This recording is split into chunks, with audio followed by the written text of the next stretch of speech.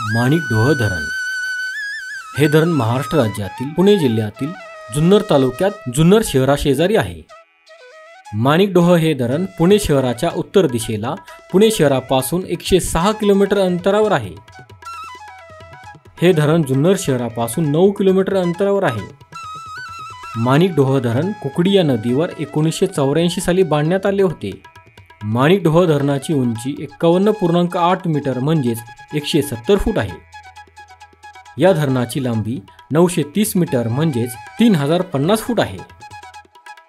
माणिकडोह या धरणाची पाणी साठवण्याची एकूण क्षमता 10.88 TMC म्हणजेच 10,880 दशलक्ष घनफूट इतकी असून या धरणाची उपयुक्त क्षमता 10 TMC म्हणजेच 10,000 दशलक्ष घनफूट इतकी आहे। माणिकडोह या धरणाला 5 दरवाजे आहेत।